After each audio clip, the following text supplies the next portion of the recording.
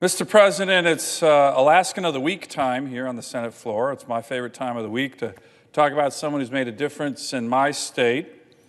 As you know, Mr. President, and as all the pages know, I try to come down the floor every week to talk about someone who is in Alaska doing a great job for America, for their community, for the state, and what I believe is the best state in the country. Now, I know we all can debate that, but some of you might take issue a little bit with the characterization of the best state, but we certainly have some bragging rights on some elements that make us the most unique state in America. For example, right now the Iditarod, the last great race, is underway. 52 mushers and their dog teams, up to 14 dogs, are barreling for well over 900 miles right now across the state of Alaska toward Nome in some of the most harsh, difficult, rugged terrain in the world. That's just one of the many things that makes us unique. We have the Iditarod, the northern lights that dance in the sky. We have communities that still hunt whales to feed their villages, as they've been doing for centuries. We have the most fish, the longest coastline. Matter of fact, our coastline is longer than the rest of the lower 48 coastline combined. We have the tallest mountain in the world. And, Mr. President, we have a mountain of a congressman named Don Young.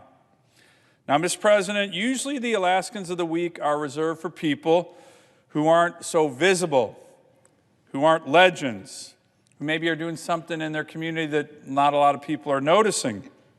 But today, March 6th, 2019, I couldn't resist, because Don Young, the Dean of the House, today has officially become the longest continuously serving Republican in the United States Congress in U.S. history. Let me repeat that. Today, Don Young has become the longest continually serving Republican in the United States Congress, Senate or House, in the history of the United States of America. He was already here when every single member of Congress was sworn in. So think about that. Every member who's been sworn in the Senate or in the House, Don Young was here. In fact, according to roll call, there are at least 75 members of the House who were not even born when Don Young came to Washington. That is an amazing achievement.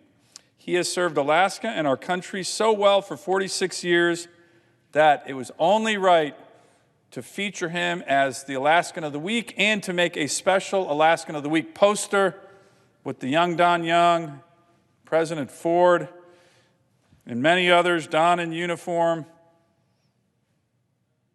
We just love Don Young in Alaska. So congrats to Don. So where do we begin to talk about Congressman Young and the enormous impact he has had on Alaska and America? Let me start in Central California, where he was raised on a small ranch. He began the hard work of ranching young.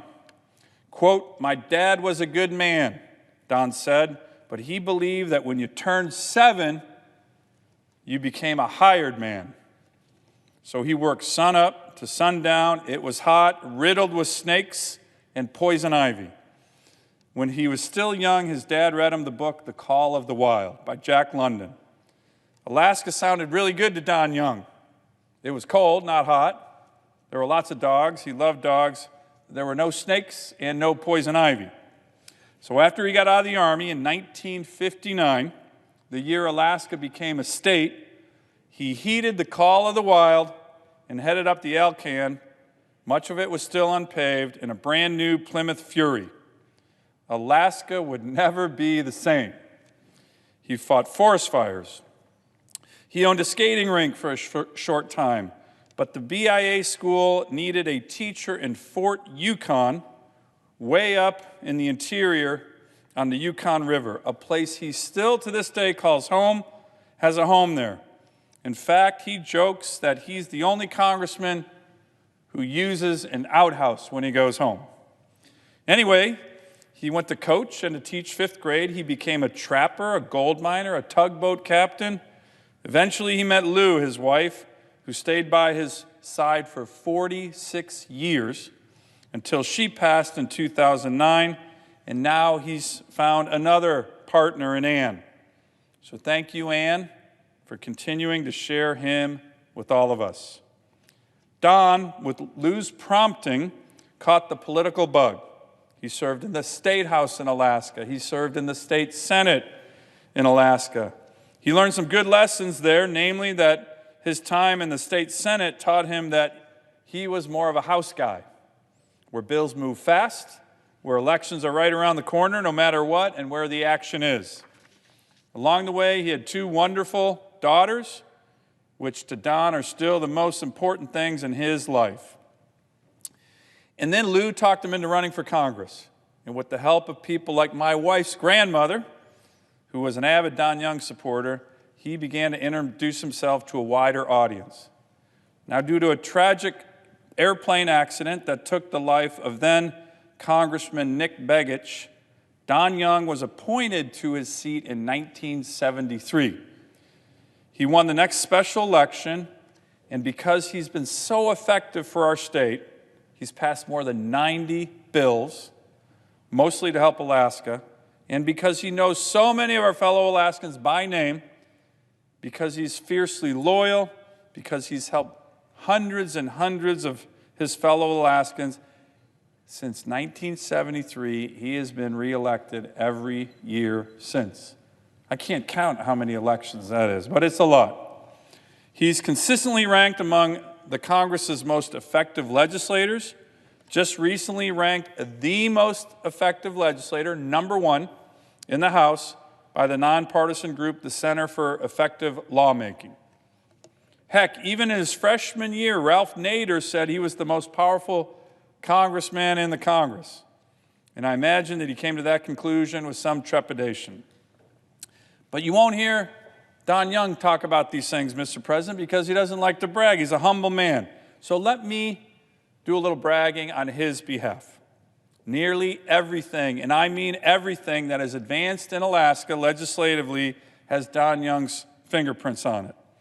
From the Trans-Alaska Pipeline, to the Ketchikan Shipyard, to the many, many land exchanges, kind of like what we just did recently here on the Senate floor under Senator Murkowski's leadership, to the health clinics dotting our state, to the state-of-the-art Alaska Native Medical Center in Anchorage. Don Young has played a critical part in all of this. He's tenacious. Don Young in the House and Senator Murkowski and I here in the Senate, just last year, last Congress, finally, after 40 years, got ANWR open in terms of the ability for responsible resource development in the 1002 area of our state. And one of his biggest victories, Mr. President, was the role he played in the Magnuson-Stevens Act, which transformed the American fishing industry. Among other things, the act created a 200-mile limit to keep foreign fishermen from plundering our fish and to sustain our fisheries. It wasn't easy to get that bill passed through Congress. But Congressman Young worked it on the House side. Ted Stevens, of course, worked it in the Senate. And after it passed the Congress, he still wasn't finished. President Ford was considering vetoing this legislation. His Secretary of State, Henry Kissinger, thought it would raise tensions with key allies, especially Japan and Korea, because they fished right off the shores of Alaska, 3 miles.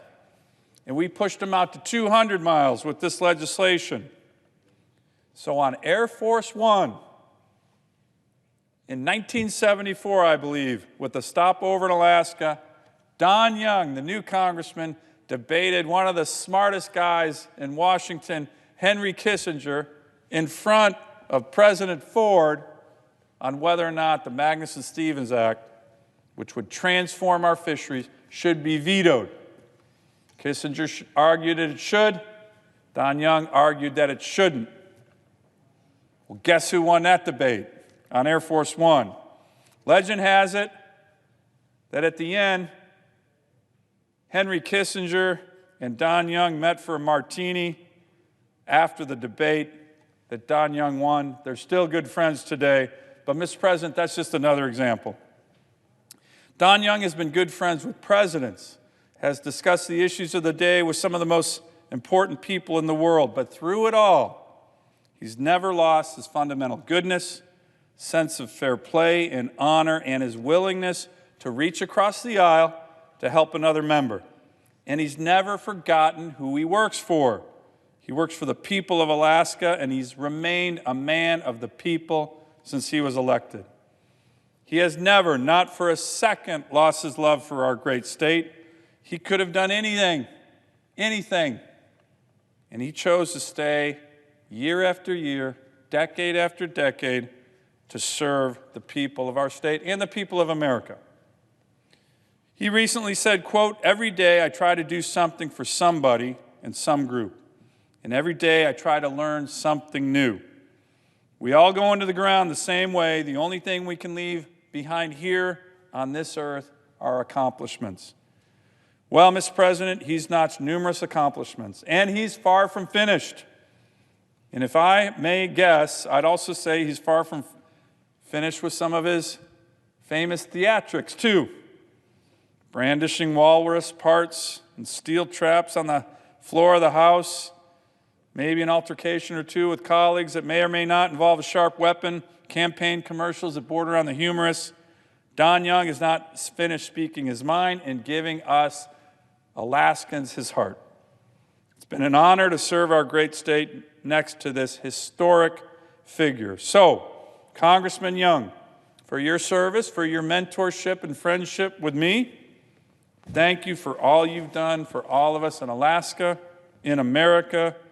Congratulations on being the longest-serving Republican in the Congress in U.S. history today. And even more important, thank you and congratulations on being our Alaskan of the Week. I yield the floor. Senator from Delaware. President, before I was elected governor of Delaware in 1992, I served in the House of Representatives for 5 terms. I served there with Delaware's, we only have one congressional seat, and Alaska is one of those states, as the senator from Alaska knows, they also have one congressional seat. And I got to the House in January 3rd, 1983, and one of the first people I met there was Don Young. And we ended up on the same committee together, not the Environment and Public Works Committee that we serve on today, but on a committee called Merchant Marine and Fisheries, which has a lot of the same jurisdiction as the Environment and Public Works Committee. So I remember going to Alaska with him and a bunch of our colleagues and just going to Prudhoe and just to see all kinds of places around your beautiful state, and going back later on with my family years later. But my colleague, who's also a colonel in the Marines, but I call him Colonel, but he knows that John Brasso and I on the EPW like music, and every now and then we'll find some way to work some music lyrics into what we have to say. And listening to you talk about Don Young reminds me of a great song by Bob Dylan called Forever Young. Forever Young, which is a classic song. And someone was nice enough to run, and you can do anything on the internet these days and pull off the lyrics, and I'm just gonna, the first verse of Forever Young by Bob Dylan. And it goes something like this: may God bless and keep you always. May your wishes all come true. May you always do for others and let others do for you. May you build a ladder to the stars and climb on every rung. May you stay forever young. And so Don Young, congratulations from your Delaware buddy and former colleague. Thank you.